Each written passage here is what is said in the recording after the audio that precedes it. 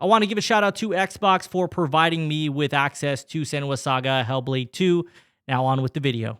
Senua's Saga Hellblade 2 is a bad game. This game is probably the most disappointing Xbox game to date. I would say even more so than Redfall. Hellblade 2 comes as a roughly 5-hour experience, amazing graphics with massive compromises, a lack of gameplay, predictable and low-impact story with the soundtrack that adds nothing to its biggest moments, which, spoiler alert, aren't really that big. Right off the bat, I'm gonna tell you, don't waste your time with this game. I do not recommend it, not for free, not on Game Pass. It is not worth spending your valuable time playing this game. I played it, so you don't have to. And naturally, this video will get bombarded with mass amounts of dislikes because people cannot handle constructive criticism. So if you support the channel, I ask you, go ahead, hit that like button, and let's carry on. So the length of Hellblade is actually not a problem for me. I think it's harder to create a meaningful game within 5 hours, but it can be done.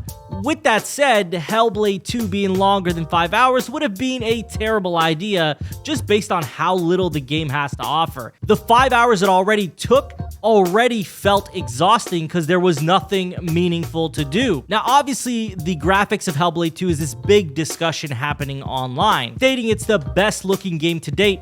And it might be. There are moments where I was genuinely impressed with the graphics, but it's also important to keep in mind that this is a heavily scripted, linear, and on-rails experience that allows for them to pool more resources in the graphics of the characters because at most times there are no more than 2 on screen at any given moment. The environments are also empty and very little to explore as far as traversing the lands go. So again, resources are not being spent on NPCs, on all types of different objects moving in the field, or multiple characters on screen or moving things on screen. It's very much a landscape with some rocks, maybe some waterfalls, maybe be on some mountain peaks, something like that. Nothing crazy that's going to be like, oh my god, how is it possible that they're running this game in such a way, because there's so much going on. There really isn't much going on. Seriously, there's not much going on. Like, you're not going to come across a bunch of enemies. It's going to be a choreographed scene with some enemies popping out, and then you're going to fight them one-on-one, and sometimes it doesn't even feel like you're fighting them. It just feels like a cutscene. I don't know. Apparently, this is the thing for Hellblade 2. It's not a good look. So naturally, to achieve this level of fidelity with the graphics, they had to make a bunch of compromises with the game structure in itself. And yes, it does reflect what Hellblade 1 was like, but we're going to get into why I think that that's not such a good thing, that is stuck very close to what Hellblade 1 was. To be clear, I did play this on my PC at the maximum fidelity, so there was no room for improvement. It was really just the best experience possible on my PC. Now let's talk about gameplay, because this is the biggest reason we play video games, people. What makes a video game is the gameplay. If there is no gameplay in a video game, it is now more of a film, so the most meaningless argument anyone can ever make for a video game is, well, gameplay doesn't define a good video game.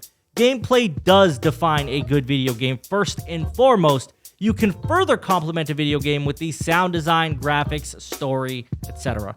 With that said, Hellblade 2 lacks everything in the gameplay department. A lot of the game is spent walking at a snail's pace or lightly jogging at some points, solving the sorriest excuse for a puzzle. Most cases, these puzzles are solving themselves. The gameplay is very choreographed 1v1 battles where the combat is dodging, blocking, and countering. Eventually, you get a mirror to slow down time, and that's it.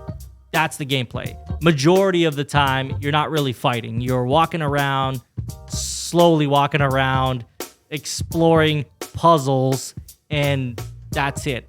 That's the game. Some closed-off environments that look pretty, but don't have much to do in them. And Hellblade 2 should have elevated what Hellblade 1 did. And outside of the graphics, it doesn't really feel like they did that. It feels like a wasted opportunity to show us what they could do with the increased budget, more employees, more tech available to them, and more power. And the story is yet another aspect that Hellblade 2 falls very short on. The story is predictable, it doesn't deliver on the climax, and it really doesn't give you a reason to care about the characters that they've presented to you.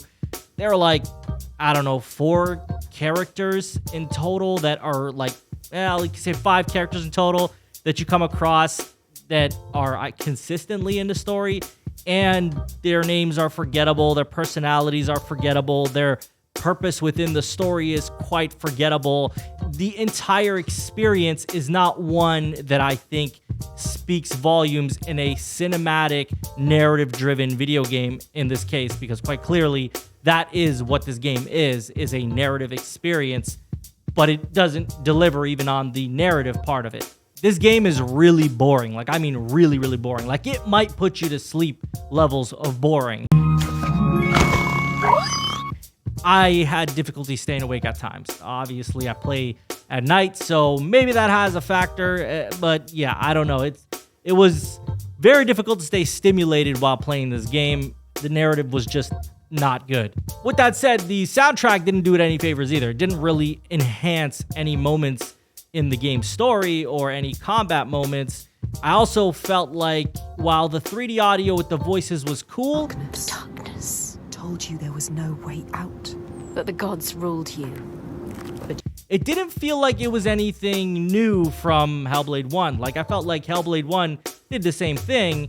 Whether this was on a higher level or not, it didn't feel obvious to me, at least. And even so, that isn't a reason for this game to be like revolutionary or anything. This is just another thing that, okay, you guys did a decent job with the 3D audio aspect, but there's a lot of shortcomings outside of that as sound design goes, such as the soundtrack not enhancing any moments. Like, I can't think of a instrumental that came on or a soundtrack or ambient sound that came on. I was like, man, this is incredible.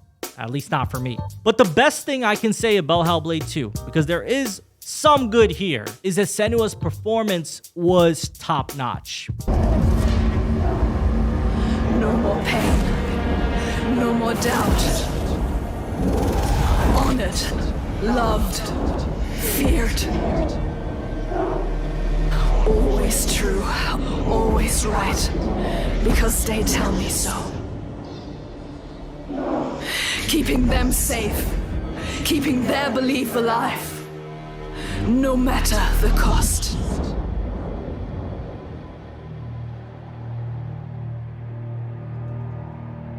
But with that said, I still don't feel it's the best performance this year, and every game hasn't even dropped yet that could be a contender. So this, while I see her getting nominated, I don't know that they'll take the award. Ultimately, Hellblade 2 had a larger budget, a larger team, more resources than they have ever had, and created a similar experience, but the puzzles are mind-numbingly easy, combat is shallow and choreographed. They did nothing outside of graphics to take their games to the next level, and even that came with a lot of compromise. I do not recommend Hellblade 2. I score this one a 5 out of 10. Definitely just skip this one altogether. And I do sincerely hope that Ninja Theory has another opportunity to prove themselves with their next game. I just really hope it's not Hellblade 3. I'd like to see something else from them.